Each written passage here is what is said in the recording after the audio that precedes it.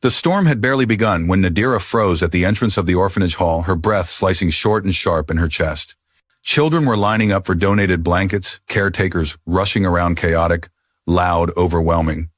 But in the center of that chaos stood one small boy. His wide eyes were fixed on her, as if he had been waiting for this exact moment, and for her. The world around Nadira dissolved. Her legs trembled. That face, those eyes, those dimples when he inhaled sharply. It was impossible. It was unbearable. It was him, Jabari, her only son, the child she buried 3 years ago. Before she could even blink away the tears burning her vision, the boy broke into a run. Straight toward her, and then voice-shaking, breath quivering, he whispered the word that shattered the air. "Mama, I found you." His small body collapsed into her arms, as if his strength had run out the moment he recognized her. Where are you watching from, and what time is it for you right now? If this story has already pulled you in, feel free to subscribe for more powerful African folktale dramas. Nadira could still feel the weight of the boy's small body against her as she sat in the orphanage's dimly lit waiting room, hands trembling on her lap. Moments earlier, a nurse had rushed in, lifted the unconscious boy from her arms, and carried him to the infirmary. The echoes of his words, "Mama, I found you," still rang through her skull, like a bell refusing to quiet. She hadn't breathed properly since. Her heart thrashed against her ribs, begging for an answer she was too terrified to confront. It can't be him. It can't. But the image of the boy's face kept shattering every bit of her denial. He looked exactly like Jabari at that age. Same almond-shaped eyes, the soft curl of his lashes, the tiny dent in his chin that she used to kiss every night. A soft knock broke through her thoughts. The door cracked open, and Miss Lulika, the orphanage director, stepped inside. Her expression was tight, polite, strained, like someone trying to keep a door shut against a storm. "You must be Nadira," she said, gently folding her hands before her. "I'm told the boy ran straight to you." "That is unusual." Nadira swallowed hard, her throat raw. "Where is he now?" "He's resting," Lulika replied quickly. Too quickly, probably overwhelmed. Some of our children faint when they get overly excited. "This wasn't excitement," Nadira whispered. "He knew me. He recognized me." Lulika's gaze flickered just for a breath. Children project emotions sometimes. They see someone kind and no. Nadira cut in, shaking her head. "He called me Mama." Another flicker in the director's eyes, this time sharper. Nadira stepped forward. "What's his name?" Zuhair, Lulika replied. The name meant nothing to Nadira. Her heart twisted painfully, hope and dread tangling like thorns. "And how long has he been here?" Nadira pressed. 3 years, the woman said. Nadira's pulse stopped. 3 years. The exact amount of time since Jabari died. Her knees weakened. She gripped the back of a chair to steady herself. Her voice cracked. "Where did he come from?" "We don't have full details," Luleka answered, clearing her throat. "He was found outside a clinic. No relatives. No paperwork." "So you have nothing on him?" Nadira's voice rose. Luleka stiffened. "We do what we can with the information we receive. But some children simply arrive without history." Nadira's chest ached. Tears blurred her vision. "I lost my son 3 years ago," she whispered, "and that boy looks exactly like him." The director's face softened, but Nadira couldn't tell whether it was real or professional sympathy. "I am very sorry for your loss," Luleka said quietly, "but physical resemblance between children does happen. Trauma can distort perception." Nadira felt heat rise under her skin, anger mixed with grief and desperation. "Are you telling me I imagined what happened?" "Not imagined," Lulika replied smoothly, "just emotionally overwhelmed." Before Nadira could respond, the door swung open again. A young caretaker hurried in. "Ma'am, the boy is awake." She turned to Nadira. "He's asking for you." Nadira's heart plummeted. She followed the caretaker down a narrow hallway, smelling faintly of antiseptic and damp wood. Her steps were unsteady, each one stealing her breath. She was terrified, not of the boy, but of what seeing him again might confirm, or destroy. The infirmary door opened with a soft creak. There he was, sitting on a small cot, legs dangling, hands clenched nervously around the edge of the mattress. His eyes lifted, and the moment they met hers, they softened, brightened, trembled, just like Jabari's had whenever she came home from work. "Mama," he whispered again. Nadira's breath collapsed. She fell to her knees beside him, cupping his cheeks with shaking hands. "Sweetheart, why do you call me that?" He blinked slowly, as if trying to gather memories from a fog. "I remember your voice," he murmured. When I was scared, you always sang to me. Her blood turned to ice. What song she whispered, barely audible. The boy took a fragile breath and began to hum. It was off-key, shaky, but unmistakable, the lullaby she wrote for Jabari when he was 1 year old. A tune only she and her son ever knew. Nadira's heart broke open. Tears streamed down her face. Her chest heaved with silent sobs. How do you know that she choked out? The boy shook his head helplessly. I don't know. I just remember feeling safe. And I remember a fire. Loud noises. Someone carrying me. I wanted to reach you, but everything went dark. Nadira's breath froze. What fire? The boy closed his eyes, trying to remember. I saw bright lights, a woman screaming. Then someone held me. Then I woke up here. None of that made sense. Jabari had not died in a fire. He died in what the hospital called a sudden medical complication. There had been no screaming, no flames, no chaos. Unless she had been lied to. A cold wave ran through her spine. Before she could ask, more footsteps echoed in the hallway. The door slid open. Lulika entered, her expression carefully neutral. I think that is enough for today, she said. The boy needs rest. Nadira turned sharply.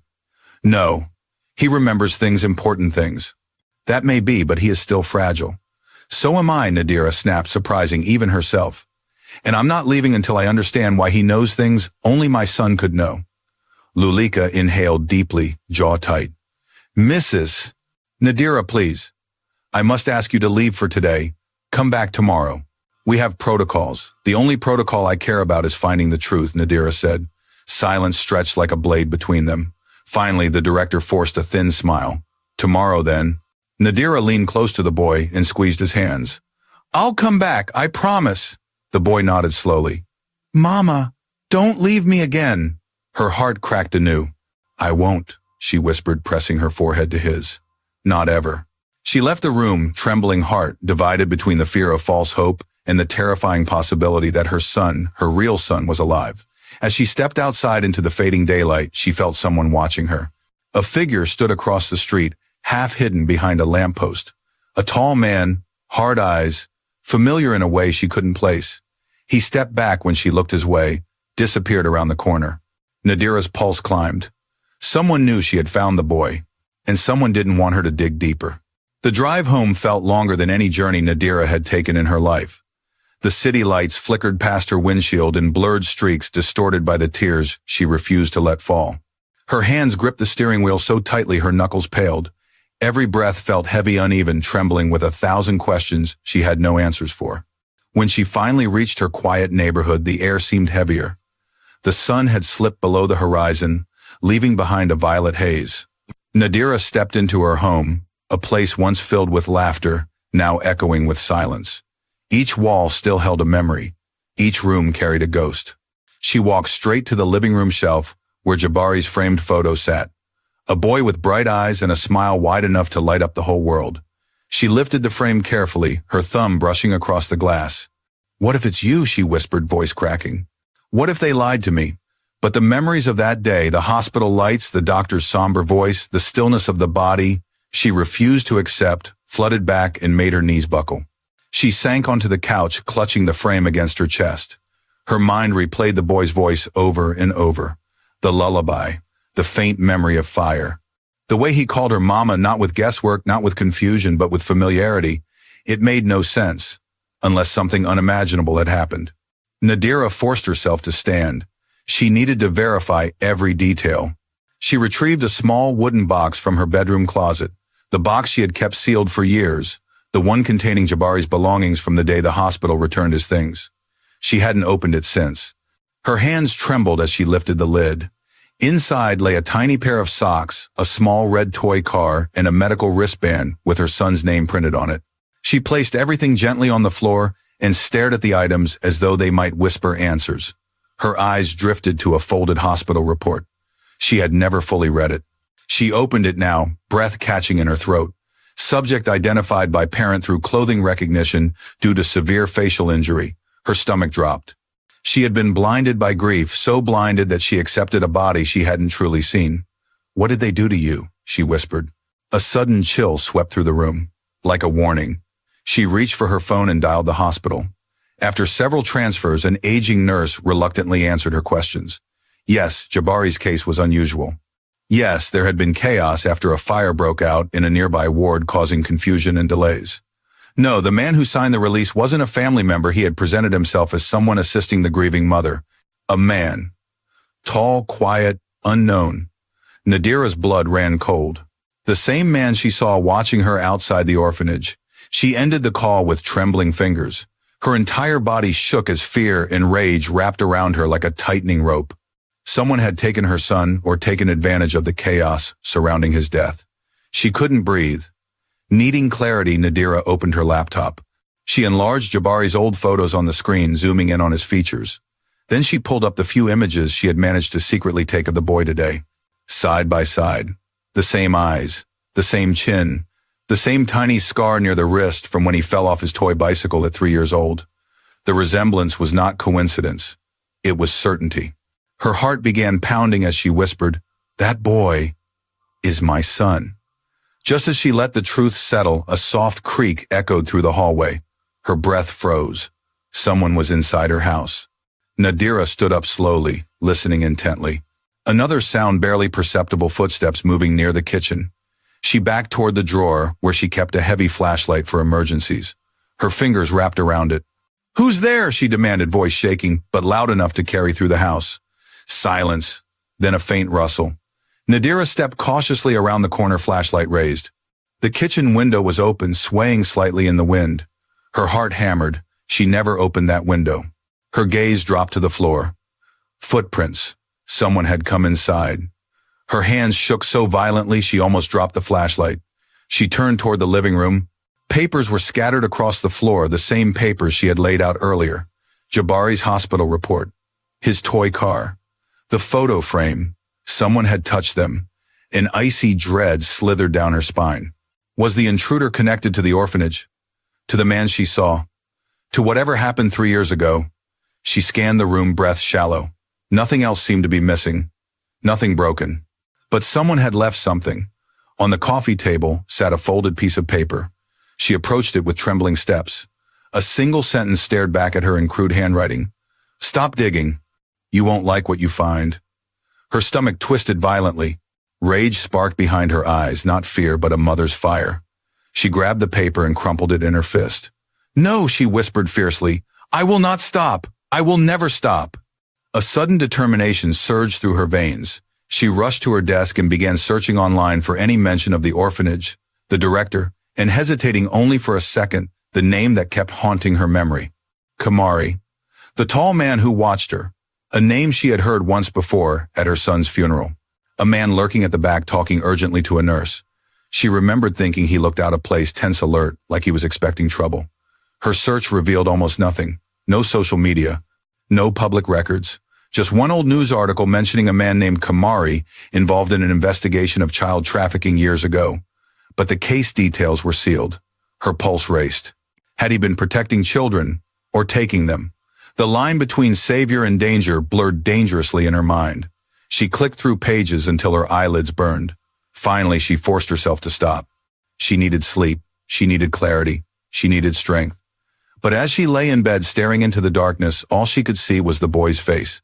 The face she had kissed goodnight for 7 years. The face she had grieved for 3 unbearable years.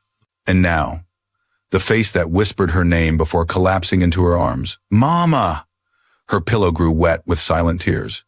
Tomorrow she would return to the orphanage. Tomorrow she would find the truth. But deep inside, a cruel, terrifying question gnawed at her. If the boy was truly Jabari, then whose body had she buried?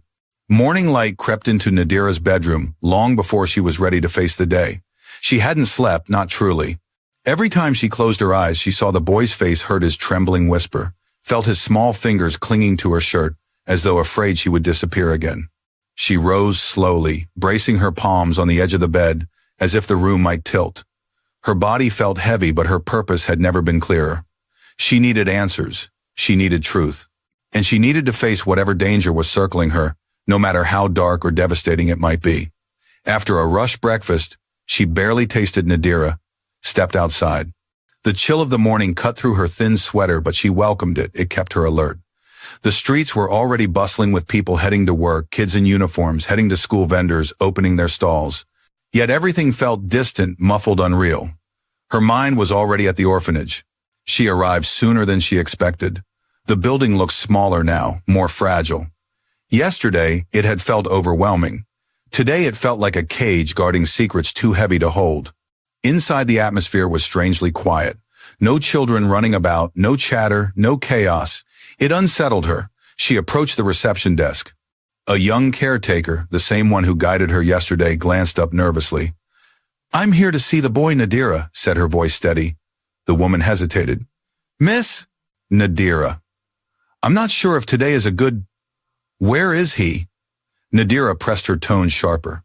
The caretaker swallowed and gestured toward the hallway. "Miss Luleika is with him. But she told us not to." Nadira didn't wait for her to finish. She walked straight down the hall, her footsteps echoing sharply. She reached the infirmary door and pushed it open without knocking. Inside, she found Miss Luleika sitting beside the boy's bed, her posture stiff, her expression unreadable. The boy Zuhair, or Jabari, looked up instantly. "Mama," he cried instinctively, trying to climb off the bed. Luleika placed a firm hand on his shoulder. "Stay, child." Nadira's eyes narrowed. "What are you doing calming him?" Luleika replied coolly. "He was frightened this morning." Of memories," the director said. "Trauma does strange things. It must be handled carefully." Nadira stepped closer, ignoring her. The boy reached for her hand, gripping it tightly. "Did you sleep well?" she whispered. He nodded slowly. "I dreamed. You were singing, and a man was carrying me." His face scrunched slightly, but then the dream stopped. Nadira squeezed his hand back, her throat tightening. "You're safe now." A harsh sigh escaped from Luleika. "Mrs. Nadira, I think it is time we have a serious conversation." Nadira lifted her chin, then speak. The director stood, smoothing her suit jacket. "This attachment is unhealthy. You are projecting your grief onto this child." Nadira felt heat surge up her neck. "He calls me Mama. He remembers things only my son would know. And I have seen orphan children cling to strangers out of desperation," Luleika countered sharply. "It means something," Nadira snapped. "Something you're trying very hard to hide." The woman stiffened. "I am hiding nothing." "That's a lie," Nadira said, eyes blazing. "You won't give me a clear history of his arrival. You avoid questions. And someone broke into my house last night." Luleika's brows lifted. "Are you implying I had something to do with that?" "I'm implying you know more than you're saying." Silence crackled between them, hostile, electric. At last, Luleika exhaled and walked toward the door. "I will give you 10 minutes with him. Then I want you to leave. We will reassess this situation later." She closed the door behind her, leaving mother and child alone. The boy leaned into Nadira, instantly resting his head against her shoulder. "Don't go," he whispered. "I'm not leaving," she murmured, kissing the top of his head. "But I need to ask you something." He looked up, eyes wide. "Do you remember your name before you came here?" The boy hesitated, thinking hard. I think." His brow furrowed deeply. Ja. He winced, bringing his hands to his temples. Nadira gently placed her palms over his. "It's okay. Don't force it." She didn't want to cause him pain. She just wanted the truth, but not at the cost of hurting him. Suddenly the boy whispered, "Mama, yesterday someone came to my window at night." Nadira felt her blood run cold. "Who?" she asked softly. "I don't know. A tall man. He had a scar on his cheek." The boy's voice trembled. He said I should forget everything. A wave of dread crashed over her. The description matched the man she'd seen watching her Kamari. Before she could speak, the door opened again. This time it wasn't Luleika, it was him. Kamari stood in the doorway, tall and imposing, his eyes fixed on Nadira with an intensity that felt like a warning and a plea at once. Nadira stood, instantly pulling the boy behind her. "Stay away from him." Kamari raised his hand slowly. "I'm not here to harm either of you." "Then why were you watching me? Why did you come into my house?" Nadira demanded. "It wasn't me who entered your home," he said quietly, "though I know who did." His gaze flicked to the boy. "Please," he added, "we need to talk." Nadira shook her head fiercely.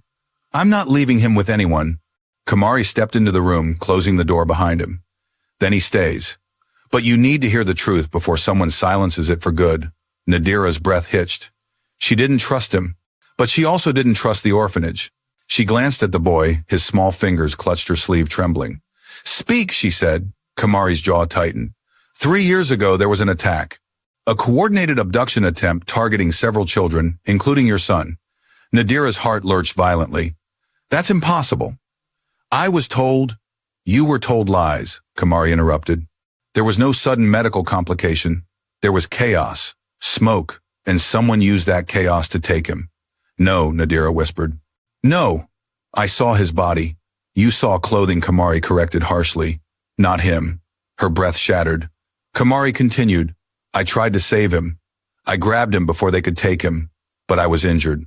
I handed him to someone I trusted, someone who betrayed us both. Nadira's lips parted slowly. Kamari's eyes darkened. The woman running this place. The words hit like a blow to the chest. No, Nadira breathed. She takes care of children. She sells them, Kamari said coldly, or hides them for those who do. Nadira's legs weakened. And my son, I tracked him for years. Every time I got close, he was moved, hidden. Kamari's voice cracked for the first time, low and pained. Yesterday was the first time I saw him since the night I lost him. The boy trembled behind Nadira, peeking from behind her arm. Mama, he whispered. He was the man who carried me. Nadira's heart nearly stopped. Kamari closed his eyes briefly, as if the confession hurt more than any wound. A sudden commotion erupted, outside the sound of hurried footsteps, doors slamming, people shouting. Kamari turned sharply. They know I'm here, he said. We need to leave. Now, Nadira's pulse thundered. We can't just take him. If we don't, Kamari said urgently, you will lose him again. The door handle rattled. Someone was trying to get in. Nadira reached for the boy's hand. She made her decision. Go, she whispered. And together they ran. They burst out of the infirmary like fugitives escaping a prison. Nadira held the boy tightly against her side, her breath trapped in her throat, her heartbeat loud enough to drown out every other sound. Kamari ran slightly ahead of them, scanning corners, checking doors, his movements sharp and practiced like a man who had spent too many years running from danger. Down the hallway, shouts erupted. Heavy footsteps pounded the floor. Someone yelled, "Don't let them leave the building." Nadira's grip tightened on the boy's small hand. Panic clawed at the edges of her chest. She had never run from anything in her life, never imagined a moment where she would sprint through an orphanage with a child pressed to her, terrified she might lose him again. Kamari signaled with his hand. This way, he turned left into a narrow hall, a staff-only corridor that smelled of old meals and cleaning chemicals. Nadira followed, struggling to keep up her breath ragged. She glanced back for a second, enough to see two men rushing into the hallway behind them. Not orphanage staff, not police, strangers. Her blood went ice cold. Kamari, someone's chasing us. I know, he said through clenched teeth. They're not here for you. They're here for him. The boy whimpered, burying his face into Nadira's hip. Why, Nadira cried. Why would anyone want to take a child? Kamari didn't answer. Not yet. His silence terrified her more than the footsteps closing in. They reached a back storage room. Kamari shoved the door open. Boxes and old metal cabinets lined the walls. A single window, narrow and barred, sat on the far end. Nadira's heart dropped. There's no way out. Kamari slammed the door behind them and locked it. Not through the hall, but there's another exit. He pushed past the boxes, ripping away a tattered sheet that revealed a panel cut out of the wall, small but large enough for a child or a very determined adult. You've done this before, Nadira breathed. Kamari didn't deny it. Go first. Take the boy. Nadira dropped to her knees and peered into the opening. It led into a cramped crawl space filled with dust and spider webs, but she saw light at the far end. An exit. She lifted the boy. Sweetheart, don't be scared. We're just going through a small tunnel, okay? His eyes widened. Mama, I'm scared. Her heart throbbed. I know, but I'm here. I won't let anything happen to you. Kamari knelt beside them. I'll be right behind you both. Nadira pushed the boy into the tunnel first, then crawled in after him.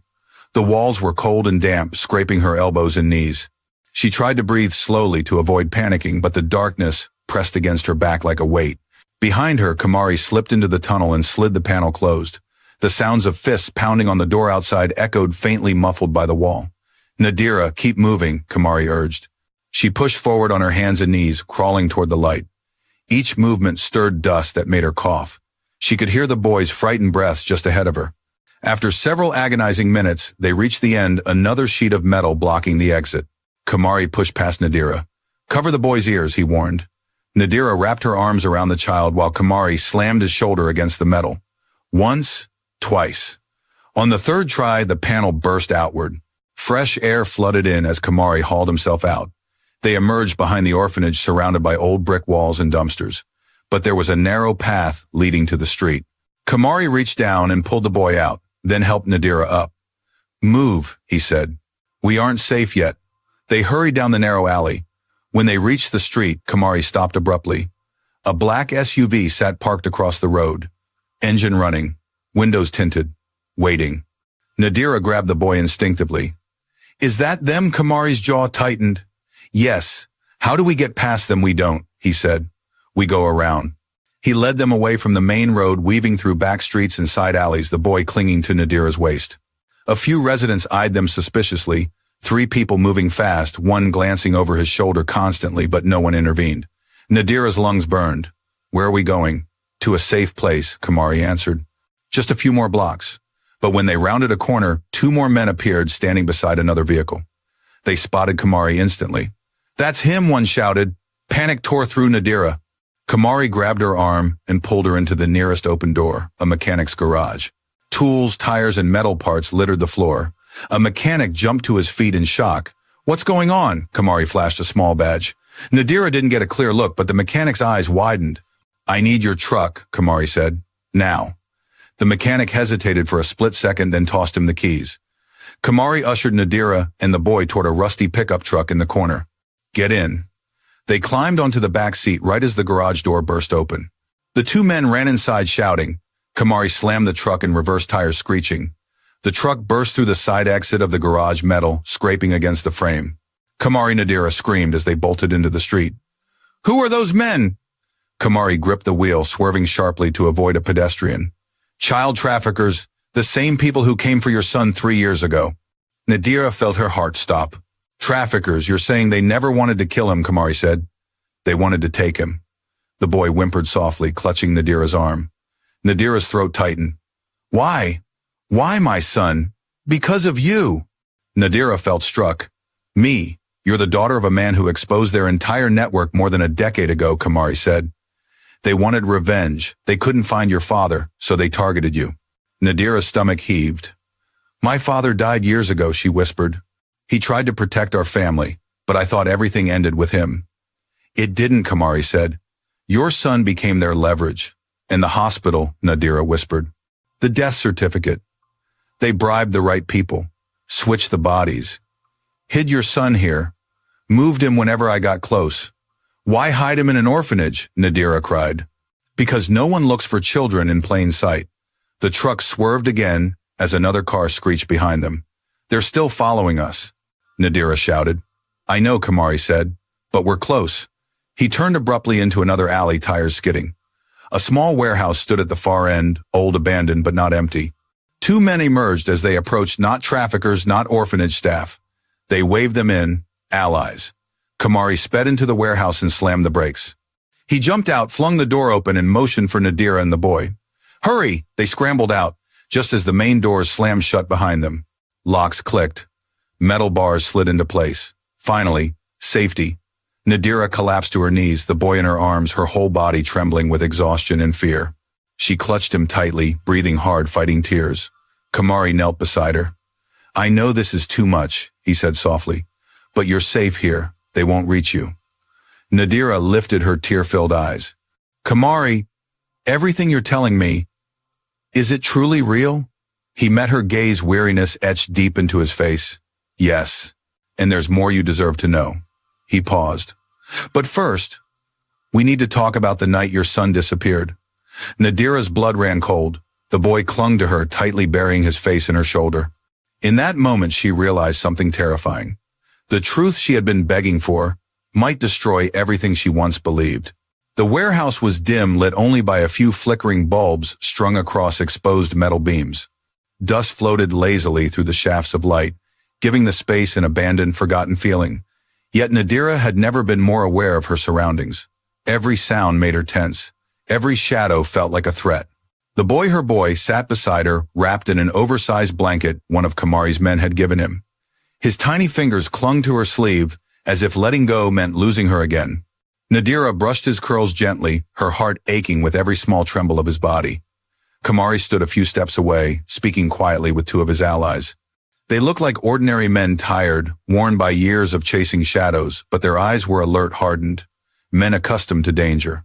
One of them nodded repeatedly, glancing toward the child with a mixture of sympathy and urgency. Finally, Kamari approached.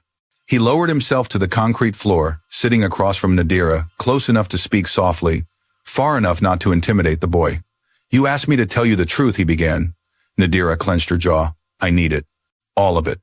Kamari took a slow breath, as if steadying himself. 3 years ago, the night your son disappeared, it wasn't an accident. It wasn't a medical emergency. It was an attempt to take him. Nadira shook her head violently. "No. I was there at the hospital. There was no abduction attempt. There was," Kamari said firmly. "But you didn't see it." Her breath caught. "How?" "Because they created a distraction," he replied. "A fire in a nearby storage room. Enough smoke to cause chaos. Enough panic to scatter the staff. While everyone rushed to control the flames, the traffickers moved toward your son's ward." Nadira felt her stomach twist. Kamari continued, voice low and grave. "They were after children whose families had connections, families they could ransom or use as leverage. Your father made powerful enemies. Even after his death, they wanted something to break your family for good." Nadira blinked hard. "My son was a target because of me." "Yes," Kamari said. "Because of your father's last investigation. He exposed a trafficking ring that operated across borders. He put them in prison. But some escaped, and they vowed revenge." Nadira swallowed a sob. "Why didn't anyone tell me?" "Because they bribed the wrong people," Kamari said bitterly. "Doctors, security staff, anyone they needed. A few resisted, some paid with their lives. Others disappeared." Nadira closed her eyes, fighting tears. "And you, where do you fit into all this?" Kamari paused. "I worked undercover," he said finally. "At the time I was infiltrating the same trafficking network your father exposed. I didn't know they were targeting your family until the night of the fire." He rubbed his temple, the memory clearly painful. "I saw one of their men creeping toward your son's ward. I followed him. When I realized they intended to take Jabari, I intervened." Nadira's breath hitched. "You saved him." "I tried," Kamari whispered. "I grabbed him before they could reach him. But those men, they were desperate. Violent. We fought. I was stabbed. I lost too much blood." Nadira covered her mouth. "In the hospital." "Why did they tell me he died?" Kamari's eyes hardened. "The traffickers switched the records. They left another child, one who sadly died during the chaos, to pass as your son. They needed you to grieve, so you would stop searching." "But why not take him then?" Nadira asked, voice shaking. "Because I escaped with him," Kamari said quietly. "I ran out the back exit, carrying him through the smoke. I thought I could reach my team." His voice lowered with shame. "I didn't get far." Nadira's chest tightened. "What happened? I collapsed," Kamari said. "Before I blacked out, I handed him to someone I thought I could trust. Someone who had worked with me before." Nadira leaned forward. "Who?" He hesitated. The warehouse seemed to hold its breath. "Lulika," Nadira froze. "The director of the orphanage." "Yes," Kamari said. "Back then she was supposed to be an informant. She fed us intel on trafficking routes. Or she pretended to." Nadira's pulse pounded in her ears. "She took the boy," Kamari continued. "Promised to protect him until I could return. But instead," Nadira whispered, "she hid him." "She hid him," Kamari confirmed, "and passed him off as an unknown orphan, likely planning to sell him once things cooled down. But you visited earlier this year, donating clothes during a charity event." Nadira's eyes widened. "He saw me," Kamari nodded. "According to one of my sources, he changed after that. He kept asking about a woman with a soft voice, a woman with curly hair, a woman who smelled like jasmine." Nadira felt her heart splinter. "That was you," Kamari said softly. "He remembered you. And she kept him anyway." Nadira whispered, tears spilling. "She kept him hidden while I mourned a child who wasn't even dead." Her voice broke completely. The boy reached up, touching her cheek. "Mama, don't cry." Nadira pulled him into her arms, holding him as if she could shield him from every shadow, every memory. After a long silence, she turned to Kamari. "What happens now?" Kamari hesitated. "There's more. And you need to hear it." Nadira nodded weakly. Kamari stood and motioned for his men to bring over a small folder. He handed it to Nadira.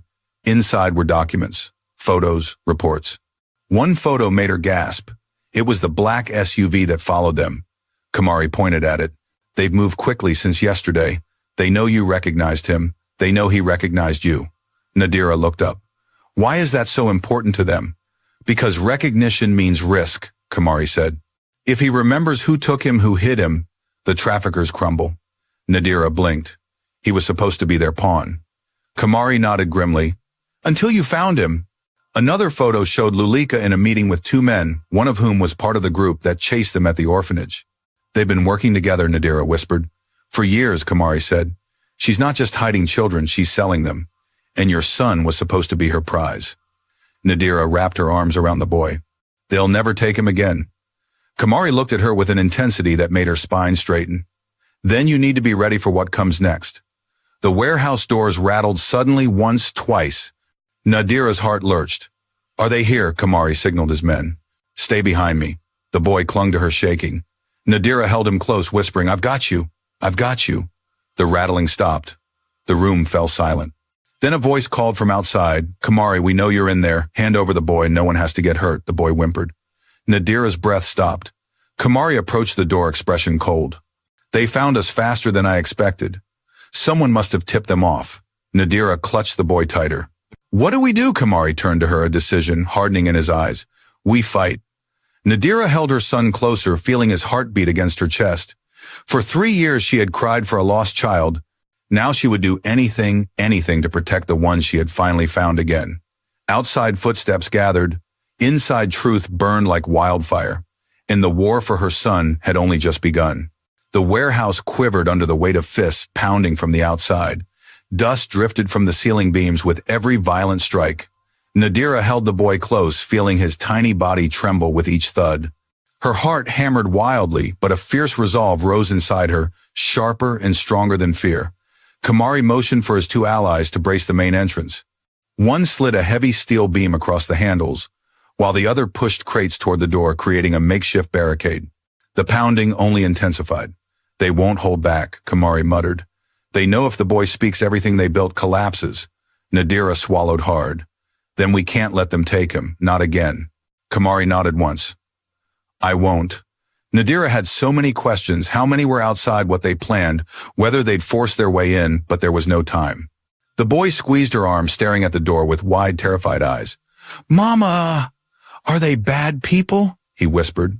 Yes, she answered without hesitation. But I'm here. I won't let them hurt you. A loud metallic screech echoed through the warehouse. Something heavy slammed into the door, likely a battering ram. Kamari cursed under his breath. They're prepared.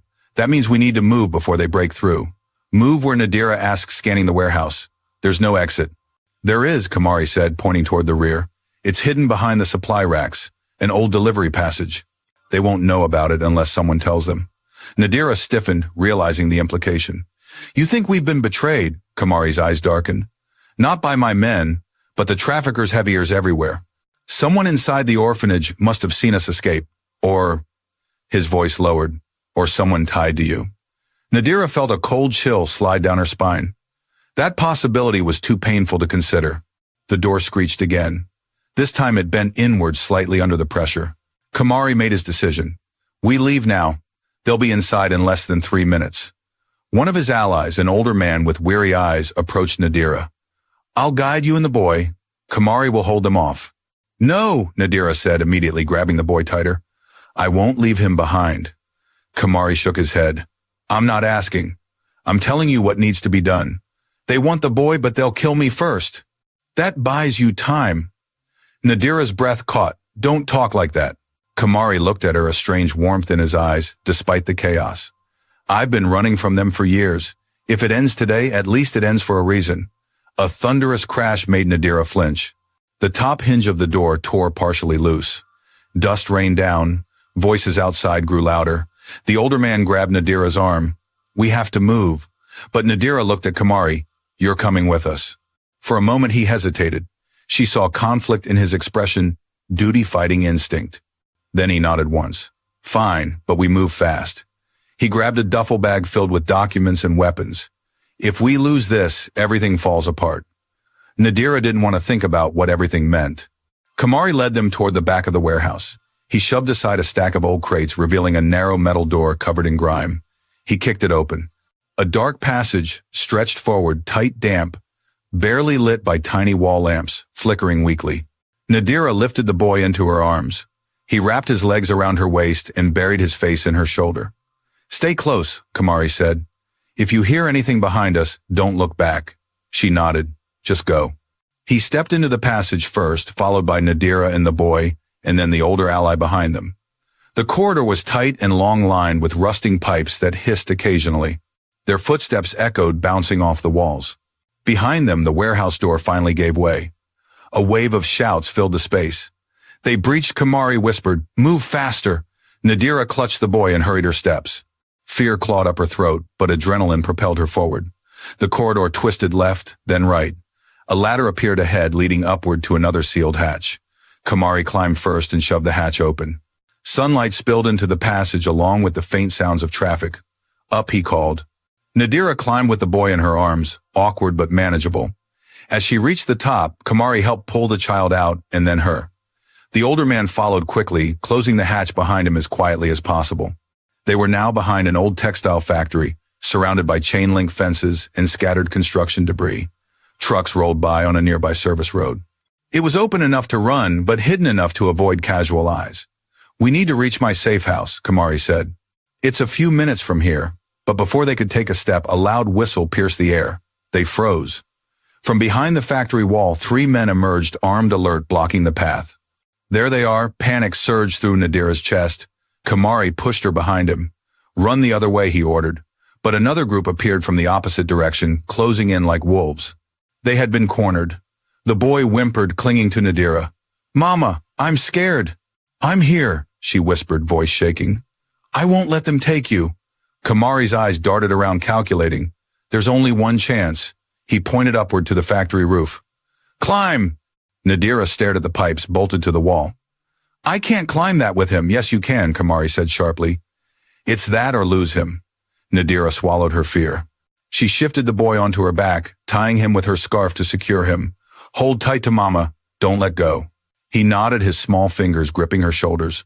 Kamari began climbing first, guiding her where to place her hands and feet. The enemy shouted below, guns raised. "Shoot them down!" Bullets pinged against metal. Nadira flinched, but she kept climbing, every fiber of her being focused on the child attached to her. Halfway up, a bullet grazed her arm. She gasped, nearly slipping. "Mama," the boy cried. "I'm okay," she whispered, pushing through the pain. Kamari reached the roof edge and pulled her up with both hands. The older ally climbed after them just as the traffickers began scaling the wall too. "We need to move," Kamari yelled. The rooftop was expansive, littered with vents and pipes. Kamari sprinted toward the opposite edge, where another building stood close enough to jump across. Nadira followed her legs, screaming with exhaustion. Gunfire erupted again. A bullet ricocheted off a vent near her head. "Faster," Kamari shouted. They reached the edge. Kamari leaped first, landing hard on the next building. He turned back.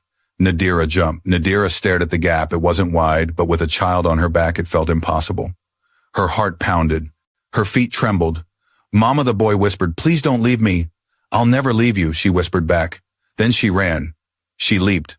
For a breathless moment, they hung in the air, suspended between life and death. Kamari grabbed her arm midair, yanking her onto the roof as she stumbled.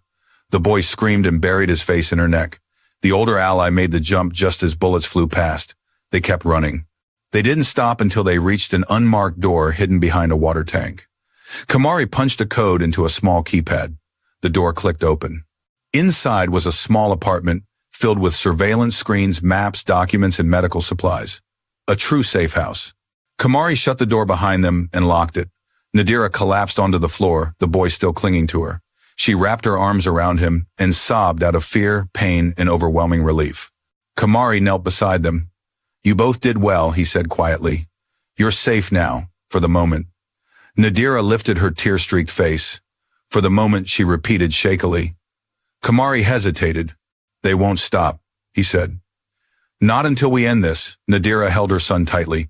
"Then tell me," she whispered, voice trembling with fierce determination. "What must we do?" Kamari met her eyes, and for the first time he told her the full truth. The safe house was silent, too silent. After the chaos, gunshots, and frantic escape, the sudden stillness pressed down on Nadira like a weight. Her body trembled with aftershocks of fear, her arms wrapped protectively around the boy who clung to her like a lifeline. She could feel his heartbeat against her chest, rapid, terrified, but alive. Alive! That alone gave her strength. Kamari closed the metal door with a series of heavy locks, then moved toward the windows, securing each steel shutter. Only when the entire apartment was sealed did he allow himself to breathe. His two allies, identified earlier only by their code names Sefu and Lawazi, quietly checked the surveillance monitors. Their faces were tight with tension but disciplined. Professionals hardened by danger. Nadira held the boy closer. "Are they still following us?" "Not yet," Lawazi answered, tapping on a keyboard. "They're searching the factory grounds, but they haven't located the safe house entry." "For now," Sefu added, his voice low and gravelly, "they will find a trail eventually. These people don't give up. Not when the stakes are this high." Nadira's heart squeezed painfully. "Why?" she demanded. "Why, my son? Why not another child? Why go this far for us?" Kamari stepped forward, lowering himself to sit on the floor across from her. His face looked older than earlier, weighed down by years of a truth too dangerous to speak freely. "You need to know everything," he said quietly. "And once you do, there is no turning back." "I'm not turning back," Nadira said, her voice steady despite the tears on her cheeks. "Not anymore. Tell me." Kamari hesitated before nodding. "Your father, Ayo," he began, "was once one of the most respected investigative journalists in West Africa. 10 years ago, he uncovered a massive child trafficking network that operated through hospitals, orphanages, and cross-border adoption agencies." Nadira's breath hitched. "I knew about his work, but he kept most details from me. He did that to keep you safe," Kamari said. "But the network he exposed lost millions. Dozens of their leaders were arrested. But some of the most powerful escaped. And they wanted revenge," Nadira whispered. "They tried to find your father," Kamari said. "But by the time they tracked him down, he was already dying of heart failure. So they turned their focus elsewhere, to the only person left connected to him." Nadira breathed. Kamari nodded grimly. "But you weren't the easy target. You were an adult. You lived cautiously. You moved often. You knew danger better than most." Nadira opened her mouth to ask how he knew all this, but she didn't interrupt. "So instead," Kamari continued, "they decided to hurt you in the one way you could never recover from. They targeted Jabari." Nadira felt as though the room tilted. Her arms tightened around her son, who whimpered softly. She stroked his hair, whispering, "It's okay, baby. Mama's here." "They planned to take him during one of your visits to the hospital," Kamari said. "They studied your routine. They waited for the perfect moment." "The fire," Nadira whispered, remembering the sudden chaos, the alarms, the smoke. "But I thought the fire was caused by an accident." "It wasn't," Kamari said. "It was their distraction." Nadira shook her head, disbelief mixing with horror. "But the hospital staff told me." "They lied," Kamari said. "Some willingly, some under threat, some under payment. They made you believe your son died so you wouldn't look for him. And when you saw the body, it wasn't him." Nadira shut her eyes tightly. "I was grieving. I didn't look closely. I didn't." Her voice broke. "God, how could I not have known you weren't meant to know?" Kamari said gently. "They counted on your grief to blind you." The boy shifted slightly, lifting his head to stare at his mother with wide eyes. "Mama," he whispered softly, "I don't remember all of it, but I remember being pulled away. I remember smoke. I remember you crying." Nadira kissed his forehead. "You don't have to remember it now. Just know you're safe." The boy nodded shakily and rested against her again. After a moment, Nadira looked at Kamari. "What happened after you saved him, after you carried him out?" Kamari rubbed his hands together, the memory clearly painful. "I was injured, bleeding heavily. I knew I wouldn't reach my team in time, so I handed him to someone I trusted. Someone I believed was helping us reclaim children from traffickers. That person was Lulika." Nadira felt her stomach twist. "So she betrayed you. She betrayed all of us," Kamari said darkly. "She had been cooperating with the traffickers for years. She fed me just enough information to keep me from suspecting her, all while sabotaging investigations." Sefu cut in. "She disappeared from the grid for months after that night. When she resurfaced as the director of that orphanage, we suspected she was hiding something. But we couldn't infiltrate without proof. And she kept my son there," Nadira said, her voice trembling with fury. "She kept him hidden," Kamari confirmed, "and moved him multiple times whenever she felt watched. We were always one step too late." Nadira clenched her fists. "Until now." Kamari nodded. "When you saw him at the orphanage, And he recognized you. She panicked. That's why things escalated so quickly. And those men who chased us, part of the original trafficking ring, Kamari said. They've been hunting the boy to silence him or take him back. Nadira felt sick. He's just a child. To them, Kamari said bitterly, he's a loose end. The boy began to tremble. Nadira pulled him into her chest. Shh, baby, I won't let anyone hurt you. After a moment of heavy silence, Nadira finally asked the question she feared most. What do we do now? Kamari's expression shifted from grief to determination. We expose them, all of them, the entire network. Nadira blinked. How? They're dangerous, powerful, which is why we need evidence, Kamari said, holding up the duffel bag he carried, and I've been collecting it for years. He unzipped the bag, revealing stacks of documents, flash drives, photos, recorded conversations. Enough to bring down a criminal empire. But Kamari added grimly, there's one final missing piece. What piece? Nadira asked. The testimony of the only surviving victim who can identify them, Kamari said quietly. Nadira's breath caught. Her son. No, she said instantly. He's too young. He barely remembers. I won't put him through that. Kamari's eyes softened. I don't want him hurt either, but they won't stop chasing him unless something forces them to. Nadira looked down at the boy, her boy, whose big brown eyes stared back at her with unquestioning trust. He had already suffered too much for a child. She cupped his cheek. I'll protect you, I promise. He whispered, I know you will, Mama. Her heart cracked with love and pain. Kamari spoke softly.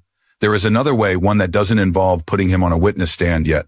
Nadira looked up sharply. What way? We take down Lulika first, Kamari said. Once she's exposed, the rest of the chain collapses. She knows every contact, every safe route, every buyer. She's their backbone. Nadira felt a spark of rage flicker inside her. How do we expose her? Kamari met her eyes with grim determination. By going back to the orphanage, Nadira froze. We barely escaped with our lives. And that is exactly why she won't expect us to return, Kamari said. We infiltrate quietly.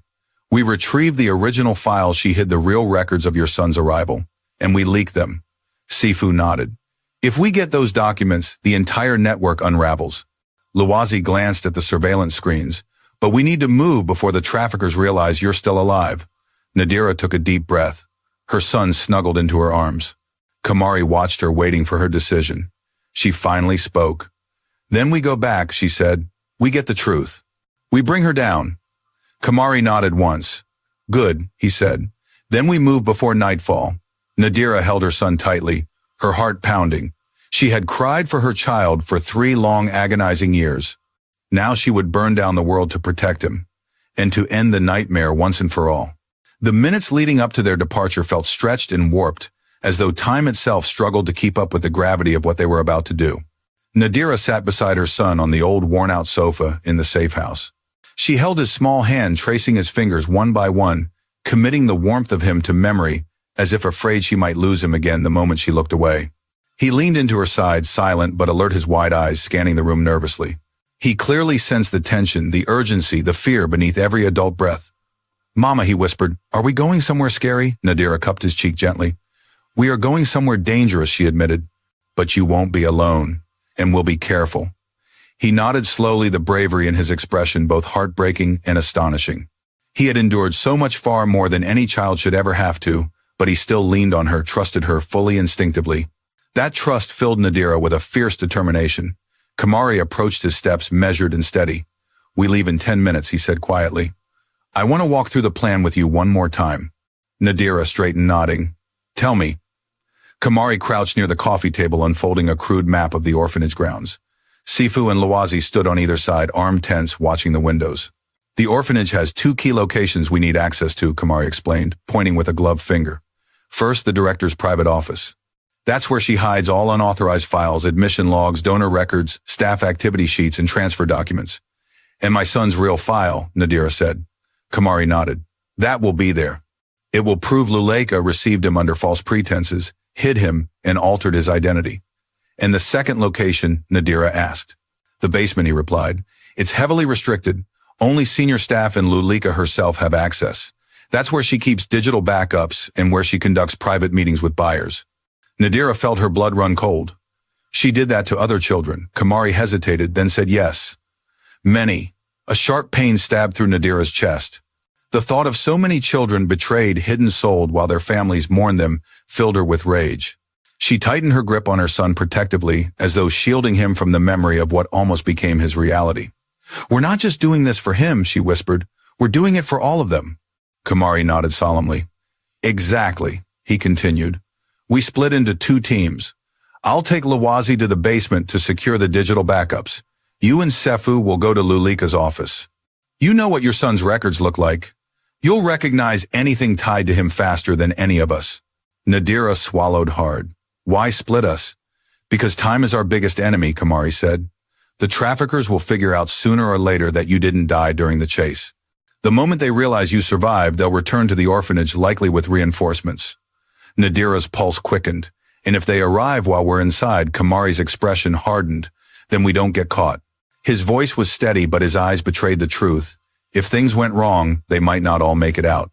Nadira looked down at her son. "He stays here. He doesn't move." But the boy immediately grabbed her arm. "No, Mama, please don't leave me." Her heart splintered. She gathered him into her arms. "I'm not leaving you," she whispered. "You'll stay with Sifu's friend. He'll protect you, and I will come back for you." "I swear it." The boy's lower lip trembled, but he nodded. "You promise?" "I promise, with everything I have." Kamari checked his watch. "It's time." The safe house team geared up quickly. Handheld radios, small flashlights, lockpicks, portable document scanners, and encrypted drives. Nadira wore no gear besides a dark jacket and a small backpack. But she carried more resolve than all of them combined. They left the safe house through a back exit, following a narrow dirt path that wound between abandoned workshop buildings. The sun had begun to set, painting the sky with streaks of orange and red colors that made the world look aflame. The orphanage sat at the end of a long road surrounded by low concrete walls and a rusted metal gate. In the fading light, it looked almost innocent again. Almost safe. But Nadira saw it now for what it truly was, a cage masquerading as sanctuary. Kamari raised a fist, signaling them to halt. He scanned the area through binoculars. "No guards at the entrance," he murmured. "Suspicious, but good for us." "That means they think the danger is outside," Sefu said. "Or they think we're dead," Kamari replied. They approached quietly, slipping through a gap in the gate where the bars had rusted apart. The courtyard was empty, eerily still. Nadira felt a shiver crawl up her spine. Every instinct screamed that something was wrong, too quiet, too easy. Inside the building, the hallways were dim, lit only by a few emergency bulbs. The usual noise of children and staff was gone. "Where is everyone?" Nadira whispered. "Moved," Kamari said grimly. "Lulika doesn't take chances. She likely relocated the children after yesterday." Nadira clutched her chest. "You mean—" "She evacuated them to hide evidence. To hide everything," Kamari confirmed. "But she couldn't move the files. Those are what we're here for." They reached a fork in the hallway. Kamari met Nadira's eyes. "This is where we split." Nadira nodded. She turned to Sefu. "Lead the way." Sefu nodded once and guided her down the left corridor toward the director's office. Meanwhile, Kamari and Lawazi disappeared down the right corridor, heading toward the basement. As Nadira walked, each step echoed through the silent hall. Memories resurfaced. The boy running to her.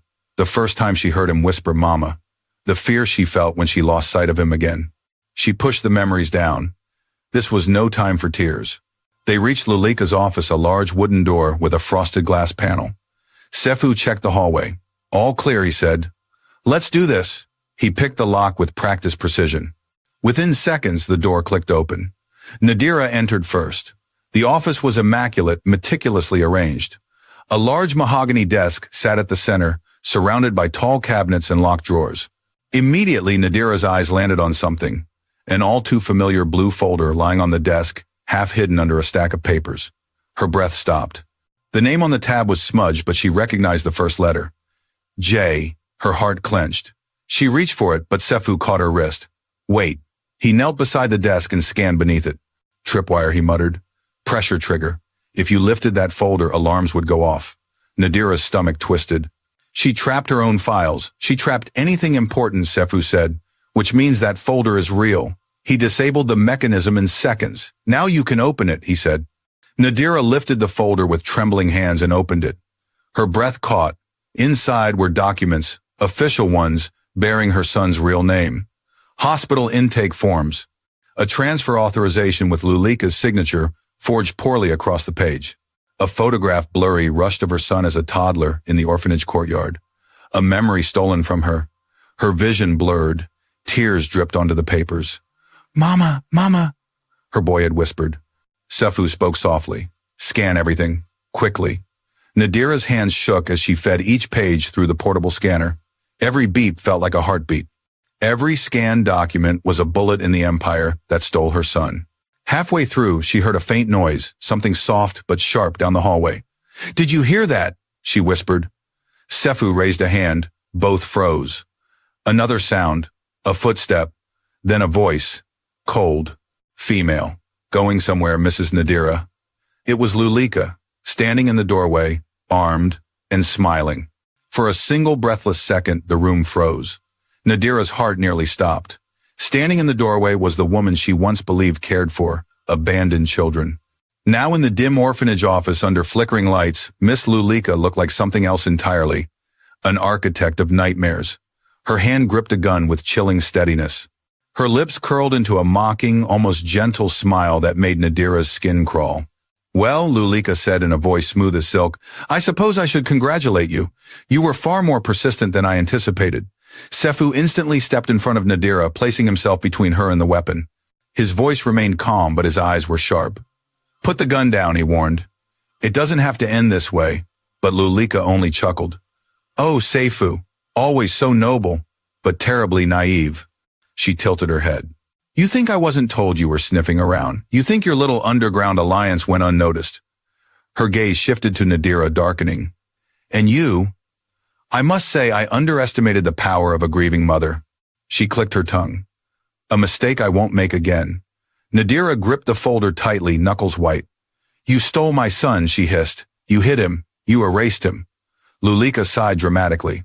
"Erased? No, dear. I preserved him. For a price far higher than you can imagine." The venom in those words made Nadira's stomach twist. "You would have sold him." "I still might," Lulika replied, raising the gun a fraction. "If you don't hand over what you just scanned." Nadira stepped back involuntarily. Her pulse hammered in her ears. "Never." Lulika's smile sharpened. "Oh, then perhaps I should start with him." She glanced at Sefu. "Move aside. I only need the mother." Sefu didn't move. Her voice dropped. "Move or die." The tension snapped like a wire pulled too tight. Everything happened at once. Sefu lunged sideways, grabbing the edge of a metal filing cabinet and flipping it down as a shield. A gunshot exploded through the room, the sound deafening. The bullet ricocheted off, metal sparks flying. Nadira screamed instinctively, crouching behind the desk.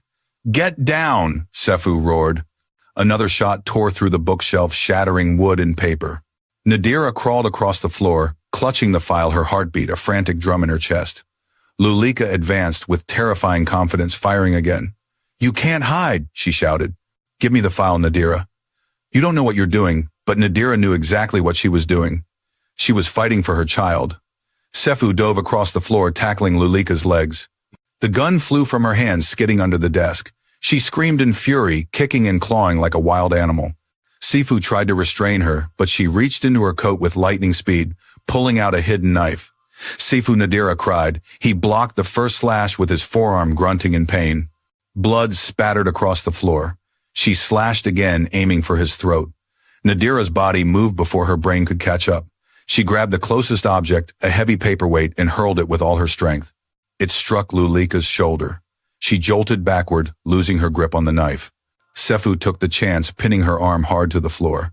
She screeched, thrashing violently. "You idiot woman!" Lulika spat at Nadira. "Do you know what you've done? Do you know who I work for? They will destroy you." Nadira grabbed the gun beneath the desk before Lulika could reach for it. Her hands shook violently, but she held it aimed directly at the woman's chest. "Don't move," Nadira whispered, her voice trembling with fury. "Not 1 inch." Lulika froze more from calculation than fear. Her eyes gleamed with hatred. "You won't shoot me," she hissed. "You're not built for this." The words sliced through the air. Nadira stepped closer, her voice steadying. "You kept my son. You stole years from his life. You nearly got him killed. Don't test me." Sefu pinned Lulika harder, panting from pain. "Nadira, go. Take the file. Finish scanning everything. I'll handle her." Nadira hesitated. You're bleeding, I've survived worse, he said through clenched teeth. Move, every instinct screamed at her to stay, but she forced herself to obey. She returned to the desk, scanning the final pages with trembling hands. Each document felt like a blow to her heart: transfer logs, bribe receipts, forged admissions. Proof of everything. Proof no one could ignore. Then her fingers froze on one particular document. A ledger listing children. Names, dates, amounts. Her son's name was there, next to a number that made her vision blur. Sefu, she whispered, her heart breaking. She put a price on him. I know, he said quietly. That's why we're here. Before she could react, the radio clipped to Sefu's vest crackled to life. Kamari's voice, sharp and urgent. Sefu, Nadira. They've found us. We need to evacuate now. We have company armed. Repeat, armed. Nadira's blood ran cold. Lulika laughed beneath Sefu. It seems your little friends failed. More gunshots echoed in the distance, this time from the basement. Kamari shouted again, get out, repeat, get out. They're blocking both exits. Sefu cursed under his breath. This just got worse. Lulika twisted beneath him, eyes wild. It's over. They're coming for all of you. Shut up, Sefu snapped, restraining her harder. Nadira grabbed the scanner and files. What do? We take the roof, Sefu said. It's the only path left. He yanked Lulika to her feet and tied her wrists with a cable tie. She hissed like a cornered viper. You can't stop this, she said. You're too late. Even if you expose me, you'll be behind bars, Nadira snapped. And my son will be free. They moved quickly into the hallway. Gunshots echoed faintly from below. Kamari and Lawazi were fighting for their lives. Nadira's chest tightened. We have to help them. We will, Sefu said. But first we get you and the evidence to the roof. They ran through the dim corridor. Nadira's heart pounded so hard she felt faint, but she kept going. The stairwell loomed ahead, narrow-shadowed. As they reached it, a crashing sound echoed below. Kamari's voice shouted in the radio, Get her out! Don't let her get caught! Go! Nadira's chest seized with panic. Kamari! But the radio cut out with a burst of static. They raced up the stairs. At the top, Sefu shoved open the maintenance door to the roof. Wind blasted against them. Nadira squinted as evening light met her eyes. The rooftop was wide and exposed. Sefu pushed Nadira ahead. Get to the far edge. My team is 2 buildings away, they'll pull you across. But then a sharp clapping sound echoed through the air. Slow, mocking. Nadira turned. Standing at the far corner of the roof, flanked by 2 armed men, was the leader she had never met. A tall man with a scar running down his cheek. The same man her son described. Well, he said with a smile that chilled her to the bone, the mother finally comes home. Nadira clutched the files to her chest. Sefu reached for his gun. The man raised a hand. I wouldn't, he said softly. Or the child dies. Nadira's heart stopped. Where is he? She whispered. The man stepped closer, smiling cruelly. With us. And then, out of the shadows, her son was pushed forward, crying. Terrified. Hands bound. Mama! Help me! Nadira screamed. The nightmare had only just begun. The scream tore from Nadira's throat with a force she didn't know she possessed. It split the air, raw and primal, echoing against the rooftop walls. Her son, her little boy, stood trembling between the 2 armed men. His wrists were bound, his small face streaked with tears. His breath came in sharp, terrified hiccups. Mama, Mama, please, he whispered, voice cracking. Nadira surged forward instinctively, but Sefu grabbed her arm, pulling her back. Don't, he hissed. They'll shoot. The scarred man smiled as if savoring the moment. Good, very good. I see you cared deeply for the boy. He clicked his tongue mockingly. Shame you didn't care enough to give him up sooner. We could have avoided all this trouble. Nadira's chest burned. Her nails dug into her palms, drawing blood. Let him go, she said, her voice hoarse. Take me instead. Whatever you want, take me. Oh, I intend to, the man replied. But first, he nodded to his men. One of them shoved the child forward. The boy stumbled but didn't fall. His eyes stayed locked on Nadira. Mama, baby, she choked. Mama's here. I'm right here. Sefu stepped protectively in front of her, gun drawn but aimed low, avoiding sudden movements. The scarred man watched him with lazy amusement. You're outnumbered, Sefu, he said. 3 on the roof, more downstairs. And your little team in the basement? Well, let's just say they won't be joining you. Nadira's blood ran cold. Kamari, she whispered. Lawazi. The man shrugged, feigning sympathy. They fought bravely. But bravery only gets you so far. Seifu's grip tightened on his gun jaw clenching. Nadira could sense his restraint, his need to shoot the man, but his knowledge that doing so might kill the boy instantly. The scarred man clasped his hands behind his back. Now, let's discuss the terms. You give me the files, the scans, every shred of evidence you're carrying. Then, perhaps, I'll return the child to you. Nadira's heart pounded. She knew he was lying. Even if she gave him everything, he wouldn't let them walk away alive. He wanted to end this loose end once and for all. But she also knew she couldn't let them take the boy away again. Not alive. Not dead. Not ever. Seifu, she whispered. He understood instantly. Don't give him the file, Seifu murmured back. Whatever happens, you hold on to it. The scarred man noticed their quiet exchange. His smile twisted. You two seem to be plotting. Should I be concerned? He raised his gun slightly toward the child. Because I can end this problem right now. No, Nadira cried, stepping forward. The scarred man's gun followed her movement. Hand, over, the file. Nadira's arms shook violently, her toying between survival and sacrifice, rage and desperation. She felt the thick folder pressed to her chest, every page inside a weapon strong enough to destroy this monster's world. But none of it mattered if her son died. Her fingers loosened. No, Seifu whispered urgently. Don't.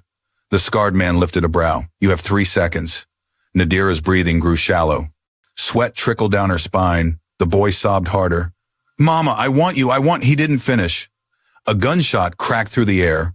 For a split second, Nadira's world went white with terror. Then she realized it wasn't aimed at her.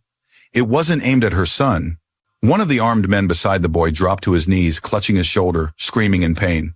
Blood splattered across the concrete. What? Before she could process it, another shot rang out. The second guard stumbled backward, collapsing beside the first one. From the far edge of the roof, a familiar voice shouted Nadira down Kamari. Alive, bleeding, bruised, but alive. He emerged over the rooftop edge like a ghost risen from fire, gun in hand, breath ragged, eyes burning with fury. Lawazi appeared beside him, pale but determined, clutching a pistol with both hands. They had fought their way through. The scarred man snarled fury, twisting his features. Kill them now! Gunfire erupted in a chaotic storm. Seifu shoved Nadira behind a large ventilation unit. Stay down, Nadira dropped, covering her son with her own body, shielding him from stray bullets. The rooftop exploded with noise, shouts, heavy footsteps ricocheting metal. Kamari and Lavazi fired from their angle, Seifu, from his forcing the traffickers to scatter. But the scarred man was fast, too fast. He ducked behind a water tank, returning fire with precise, deadly aim. Kamari barely avoided a bullet as it grazed his side, tearing fabric and skin. Kamari, Nadira cried. I'm fine, he shouted back, even though his stagger said otherwise. In the chaos, one of the wounded guards scrambled to grab the child. Nadira lunged forward, slamming into him with a strength she didn't know she had. They tumbled. She clawed at his face, screamed, kicked, becoming a force of pure maternal instinct. Seifu tackled the man off her, disarming him in one swift movement. The boy crawled into Nadira's arms. Mama, I'm here, baby, she gasped, hugging him to her chest. I'm right here. But it wasn't over. The scarred man erupted from cover, firing wildly. Lawazi ducked behind a chimney stack as bullets shattered the brick around him. Kamari tried to flank the man, but he was limping, injured more badly than he admitted. The scarred man advanced, straight toward Nadira. He wanted the evidence. He wanted the boy. He wanted to end this. Nadira clutched the file, heart pounding against her ribs. Give it to me! The man snarled, gun aimed at her forehead. Now! No, Nadira whispered. Never.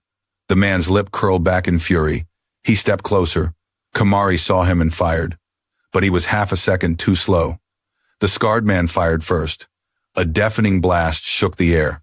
Nadira screamed. Seifu jolted backward, taking the bullet straight to the shoulder, shielding her again. He collapsed to the ground, gritting his teeth in agony. The scarred man turned his gun back to Nadira, but she launched herself at him with a ferocity that stunned even him. They struggled violently.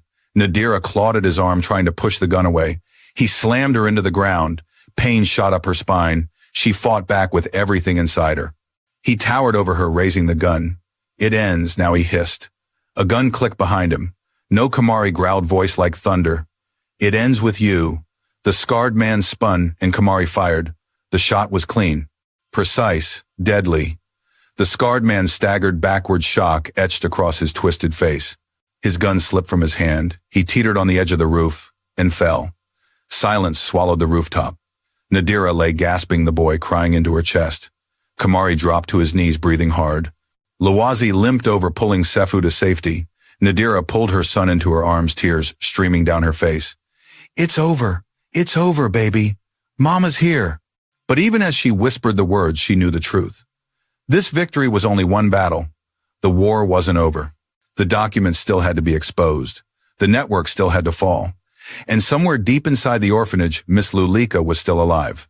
The rooftop fell into an eerie quiet, broken only by the ragged breaths of the living and the distant echo of the scarred man's body, striking something far below.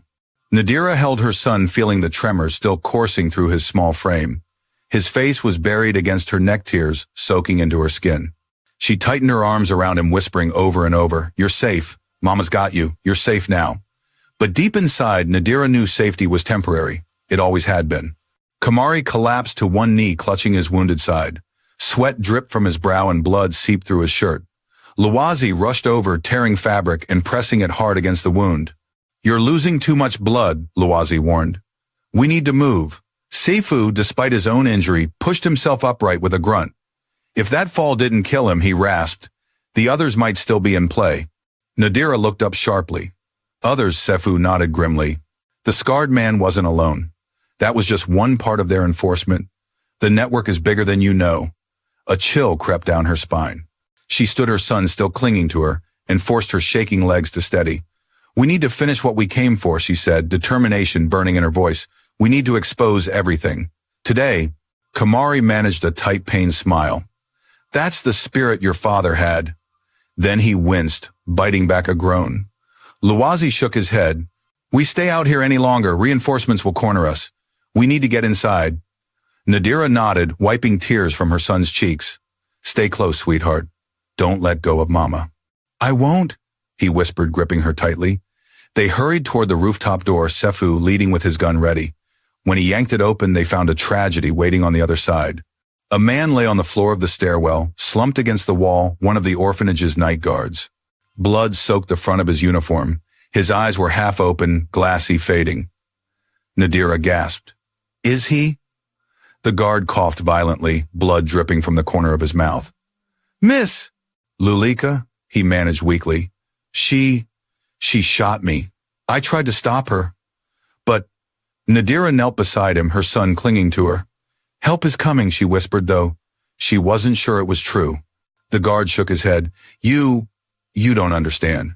She escaped. She's not done." Nadira felt her chest tighten. Where did she go? He inhaled sharply, struggling to speak. "Downstairs, her private exit. She said she needed to finish the job before the sun set." Nadira froze.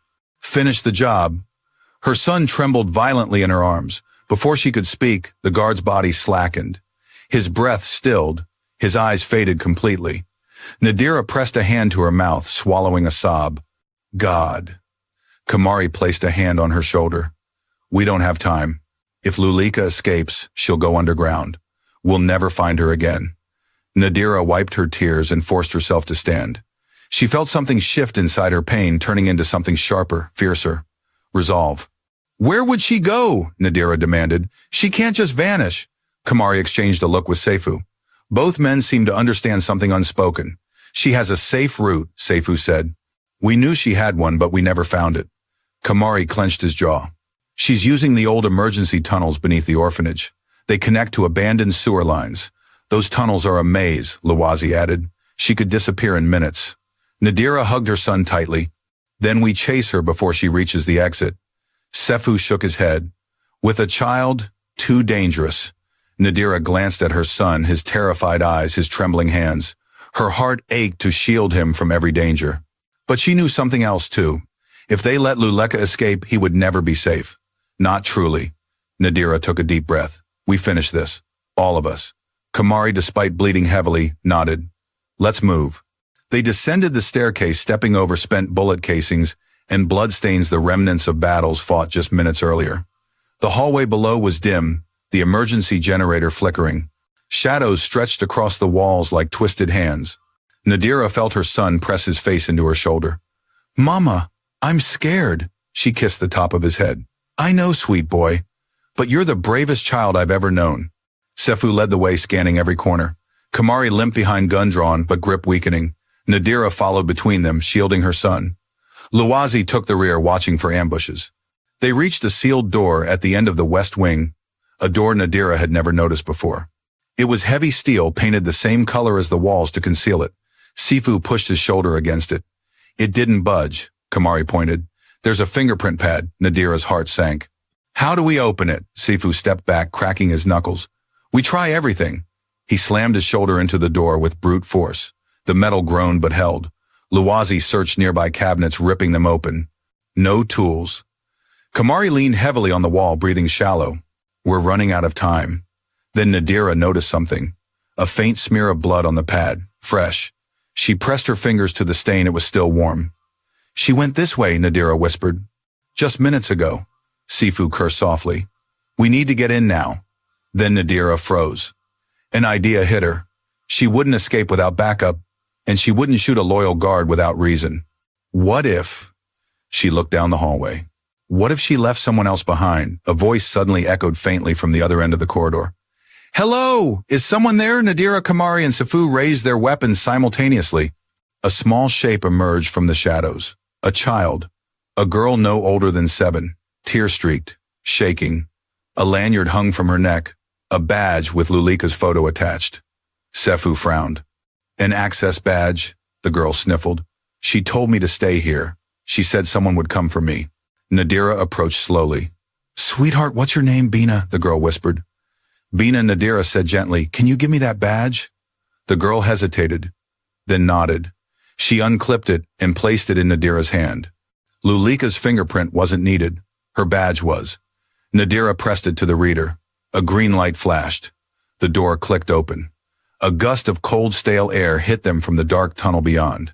Sefu exhaled. Good thinking. Kamari steadied himself, jaw tight. "Let's end this." But before Nadira stepped forward, the little girl tugged on her sleeve. Miss Bina whispered. She said something before she left. Nadira knelt. What did she say? Bina's eyes filled with fear. She said, "Finish the boy, and if the mother gets in my way, finish her too." Nadira felt her blood turn to fire.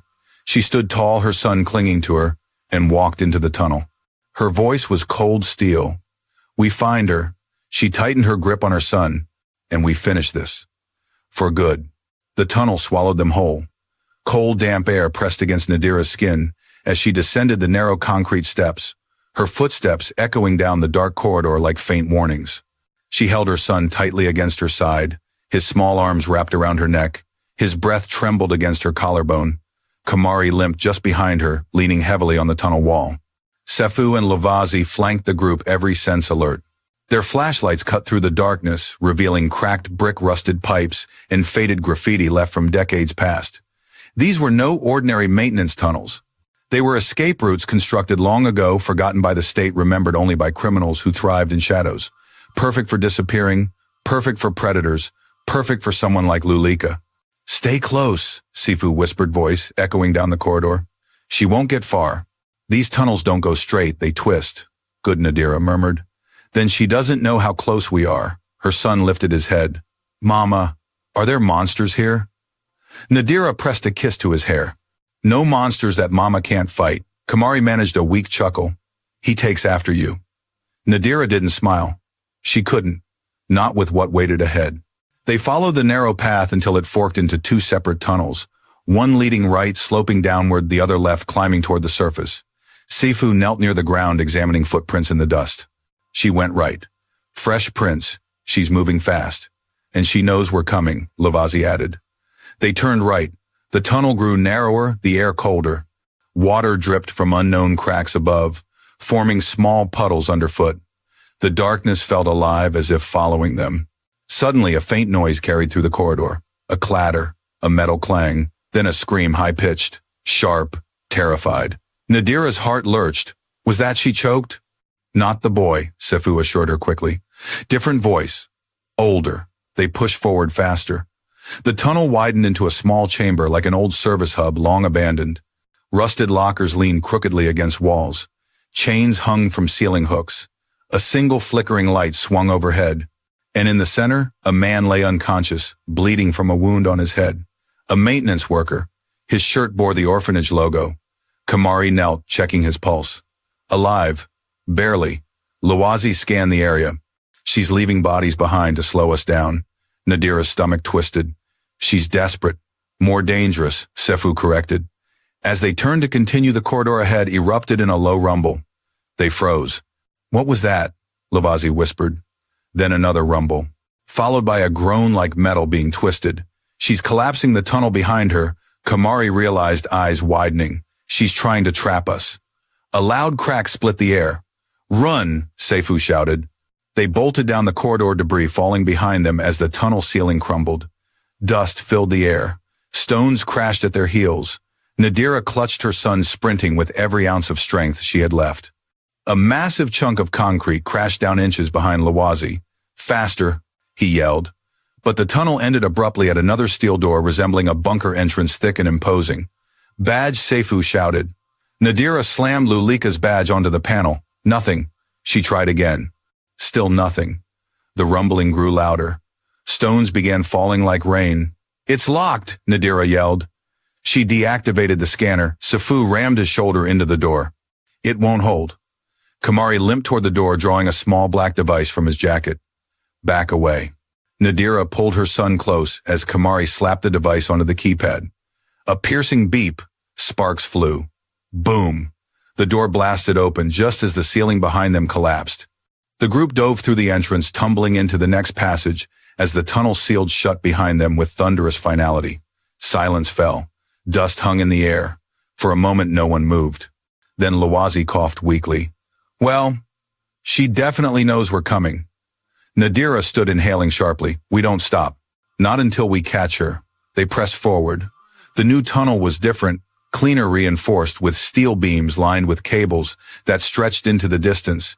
It felt newer, more intentional. Kamari frowned. This isn't part of the abandoned system.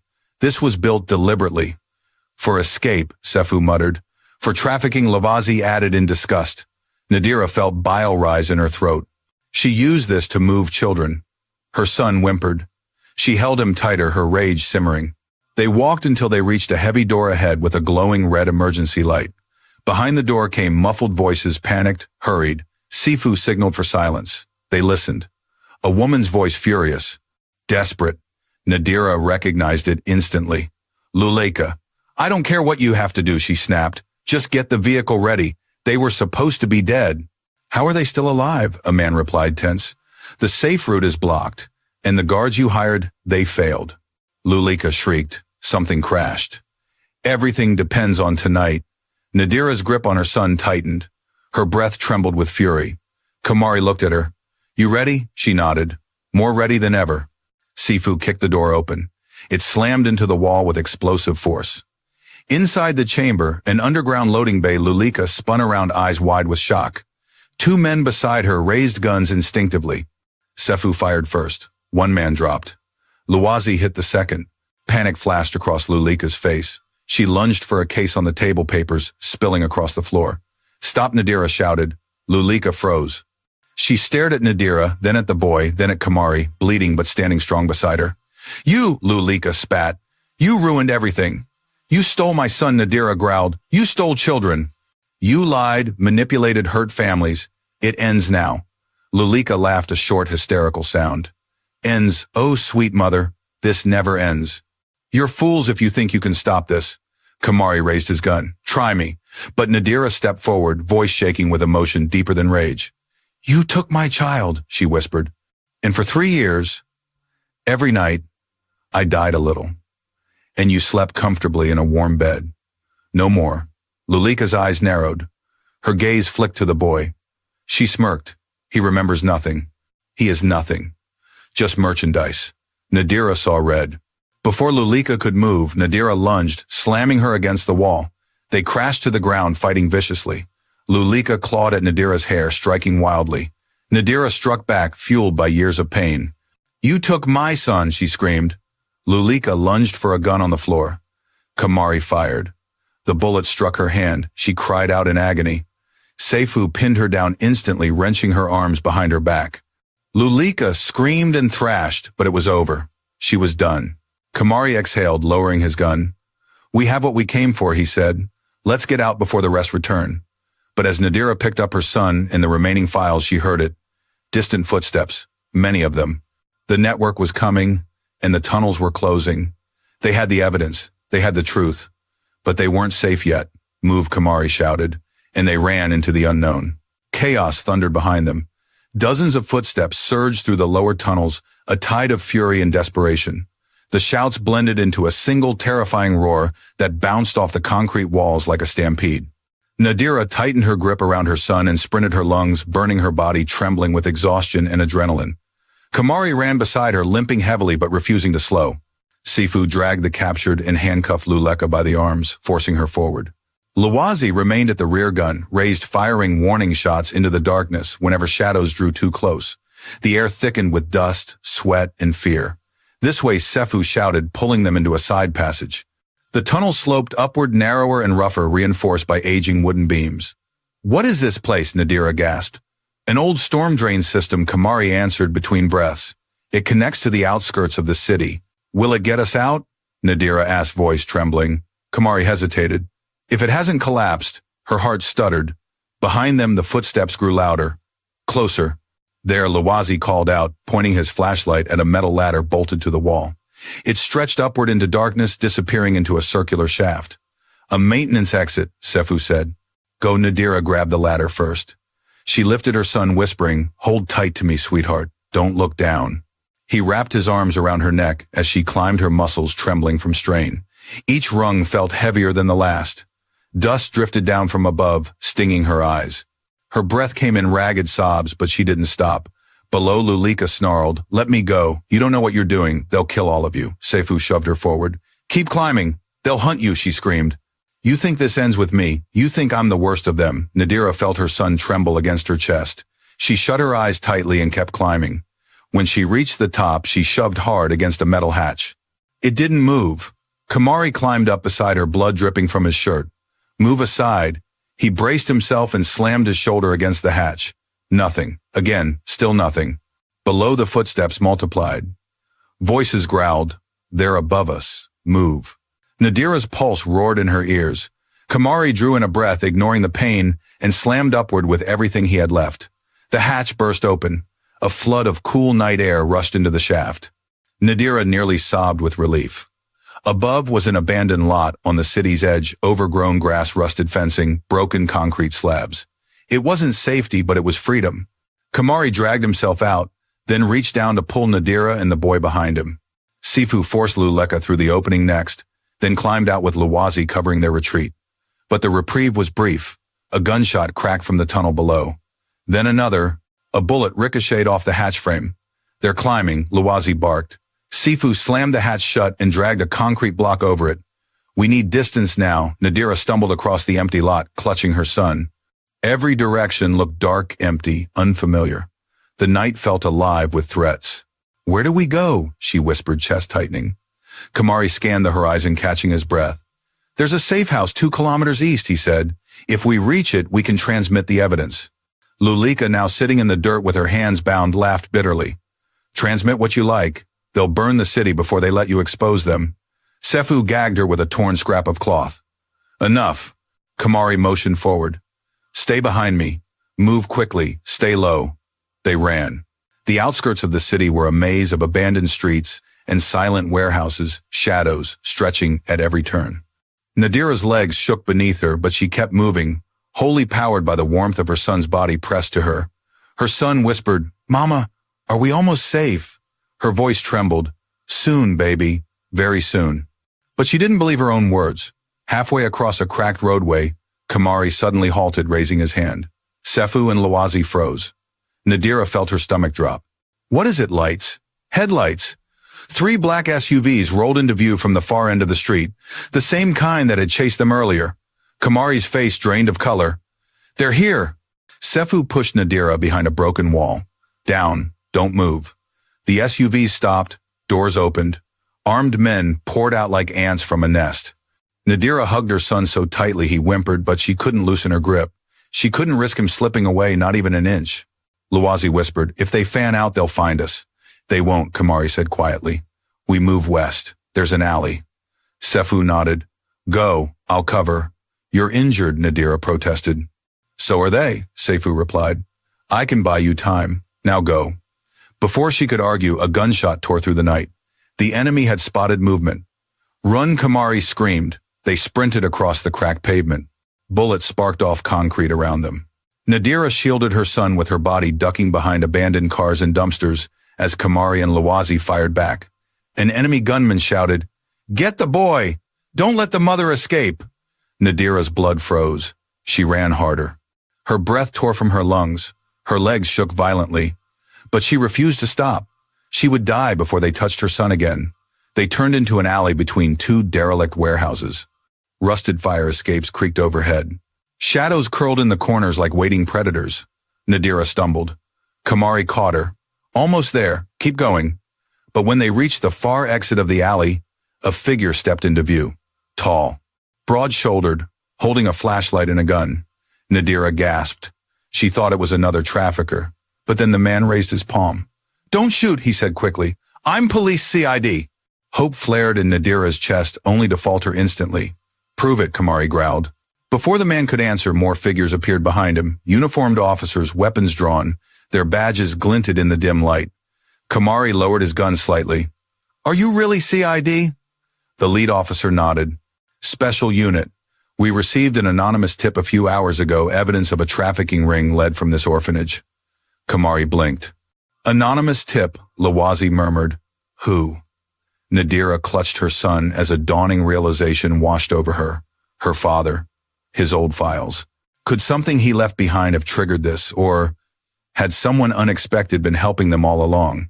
Before she could answer her own question, the officer stepped closer. "Are you Nadira?" he asked. She nodded shakily. "Yes." He exhaled a long, relieved breath. "You're the one we were told to find, and your son." Nadira felt her throat tighten. You know who he is." "Yes," the officer said gently. "And we know who took him." Tears blurred Nadira's vision. "We're here to protect you," the officer said. "All of you. The safe house is waiting. Evidence teams are en route." Kamari staggered forward. "We have the documents, her files, everything." "Good," the officer said. "The entire network goes down tonight." Behind them, more gunfire erupted in the distance, Sefu still covering their rear. Nadira choked out. "Sefu, we'll send men for him," the officer said. "But we have to get you out of shooting range now." Nadira nodded, tears streaming, holding her son tightly. As the police escorted them toward waiting armored vehicles, the boy whispered, "Mama, are we safe now?" Nadira pressed her forehead to his. For the first time, she whispered, voice breaking, "I think we are." But even as she said the words, she knew the final reckoning had yet to come. Miss Lulika wasn't finished fighting, and neither was Nadira. Blue and red lights washed across the abandoned lot as the CID convoy sped away from the scene. Nadira sat inside the armored vehicle, gripping her son against her chest while officers surrounded them in a protective shell. Her heartbeat was still uneven, scattered from the chase, from the gunfire, from the near-death terror she had tasted again and again tonight. Her son's breathing was soft now, exhausted, uneven, but no longer panicked. His fingers curled into her shirt, clinging to her like she was the only anchor left in his world. Nadira pressed her cheek to the top of his head and whispered a silent prayer of gratitude. Kamari was in the vehicle ahead, receiving medical treatment from paramedics. Luwazi rode in the rear convoy vehicle, silently scanning the perimeter through every window. And what of Sefu? Nadira's heart tensed. Sifu stayed behind, she whispered to herself, guilt welling in her chest. He stayed to cover us, to buy us time. The officer beside her, Inspector Mbeki, met her gaze in the dim light. "We've dispatched 2 units to retrieve him," he said. "We have reason to believe he's alive. He's trained, and he held them off long enough for us to reach you." Nadira closed her eyes, swallowing the lump in her throat. "Please, bring him back." "We will," the inspector replied quietly. "Tonight we bring back all of them. Alive if possible, if not, justice." The convoy turned sharply, leaving the industrial outskirts behind and re-entering the city through an unmarked service road. Additional police units stationed along the route signaled safe passage. They were surrounded, guarded, protected. For the first time in 3 years, Nadira allowed herself to breathe fully. "Where are we going?" she finally asked. "To a government facility outside town," Inspector Mbeki answered. "High security, isolated. No one can reach you there. While our digital forensics team analyzes your files and prepares the warrants, you'll be given protection." "The evidence," Nadira murmured, tightening her arms around her son. "Everything we found in the orphanage, does it prove what they did?" "More than enough," Mbeki replied. "And with the files you scanned and the documents Kamari brought, we've uncovered a decade-long conspiracy. They thought they could hide forever." Nadira's jaw tightened. "They hid him. They hid my son. For 3 years." The inspector nodded sympathy, softening his stern features. "And now the truth will come to light because you refuse to stop looking." Nadira let out a shuddering breath. "I couldn't. I felt like my soul was missing something. Now I know it was him." The boy stirred slightly, lifting his head. His eyes were heavy, but his voice was clear and small. "Mama!" "Yes, sweetheart. Are we going home now?" Her heart clenched. "Soon. Very soon. First, we need to talk to some kind people who want to make sure the bad ones can never hurt anyone again." He nodded sleepily. "You'll stay with me," Mama. Nadira kissed his forehead. "Always." The convoy drove another 20 minutes before entering a remote government compound. High fences, guards with rifles, cameras on every corner, powerful floodlights bathed the courtyard in harsh white beams. But Nadira welcomed the security. Once inside, the main building, officers led them to a secure briefing room. Kamari, bandaged but conscious, was seated at the table, with a medic standing nearby. Lovazi had already been debriefed and was now staring at a digital map on the wall, tracking active pursuit teams still sweeping the orphanage tunnels. Nadira sat with her son on her lap. She didn't dare let go. Kamari looked up, offering a tired smile. "You made it. You too," Nadira breathed. "I thought she couldn't finish." Kamari nodded as if he already knew. As operations officers moved around the room, pulling data from flash drives and scanning documents under bright lamps, Nadira caught snippets of their discussions. Encrypted logs, she was funneling money offshore. Multiple adoption scams linked to the same account. Children listed under false identities. This network spans 4 countries. "We have enough to make arrests before dawn." Finally, Inspector Mbeki returned. He placed a thick folder on the table and looked directly at Nadira. "We have enough evidence to raid every property connected to the network. And warrants are being issued for dozens of arrests, including senior officials who helped cover up the original kidnapping." Nadira went cold. Officials, Mbeki nodded. "Some from the hospital. Some from the social welfare department." He paused. "Some from law enforcement." Nadira felt nausea swirl in her stomach. "So many people knew. They didn't know," Mbeki corrected. "They profited."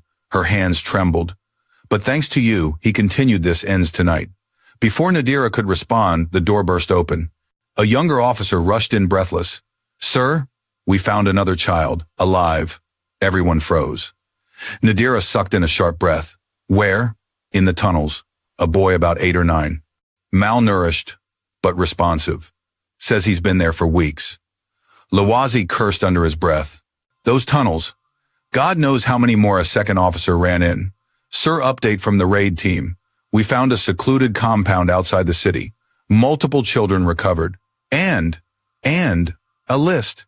"A list," Mbeki's eyes sharpened. The officer nodded. "Hundreds of names. Children taken over 12 years. Silence fell like a wave. Nadira felt her son tremble, not fully understanding but sensing the heaviness in the room. She pulled him closer, fighting back tears. Kamari's face darkened. "We should have stopped her sooner." "You stopped her now," Nadira said softly, "and saved many." Her voice was raw, but true. Suddenly a third officer entered. "Sir, we found him." Mbeki frowned. "Found who, Sifu?" Nadira jolted. "Sifu? Is he?" "He's alive," the officer said quickly. Her knees nearly buckled with relief. "He's injured," the officer continued, "but conscious. He managed to call for backup before he collapsed. A medical team is retrieving him now." Nadira pressed a hand to her heart, whispering, "Thank you." The room exhaled collectively. Then the officer added, "He had something with him. A phone with a recorded message." "A message?" Kamari asked. The officer nodded and handed the device to Inspector Mbeki. "It's from Miss Lulika," the officer said. sent before we reached you. Nadira stiffened. What does it say? And Becky pressed play. Lulika's voice crackled through the speaker, cold, bitter, furious. You may think you've won, but exposing me won't save you. This network is bigger than you know, and the ones above me, they don't forgive failure. They don't forget betrayal. You took everything from them tonight, and they will come for you, every last one of you. The message ended. A tense silence settled over the room. Becky finally spoke. She's trying to frighten us. The truth is, once we get the warrants through and freeze the accounts, this network will crumble. Criminals rely on secrecy and speed. You took both from them. Nadira nodded faintly, though the chill remained along her spine. But then her son tugged at her sleeve. Mama, the bad lady is gone now, right? Nadira looked into his big brown eyes. Eyes she had thought she'd never see again. Eyes she promised to protect. She held his cheeks gently and whispered, Yes, baby, she's gone. And no one is ever taking you away again. His body relaxed against her trust, pouring from him like warmth. And in that moment, amid the chaos, the danger, the threat still lingering, Nadira felt something she hadn't felt in 3 long years. Hope. The beginning of healing. The return of a future she thought she'd lost. Kamari watched her quietly. You fought for him, he said softly, more fiercely than anyone I've ever seen. Nadira smiled through tears. I'm his mother. I would have fought the whole world, Kamari nodded. Tomorrow, the world will know the truth. She pressed her forehead to her son's. No, she whispered. Tonight, my world is right here. And for the first time since losing him, her world was whole again. Sometimes the greatest battles are not the ones we fight with fists, but the ones we fight with faith. Faith that the truth will rise. Faith that love can bridge even the darkest years.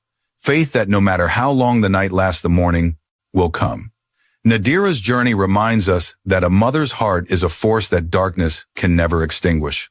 She refused to surrender to grief, refused to accept a lie simply because it was easy, and refused to stop searching even when hope felt impossible. In life, we may face shadows that seem too big, too powerful, too cruel, but courage is born the moment we say, I will not give up. And love, especially the love between a parent and child, can break chains no one else sees. If this story touched your heart, tell me where you're watching from and what time it is for you right now. And if you want more powerful African tales filled with courage, love, and redemption, consider subscribing.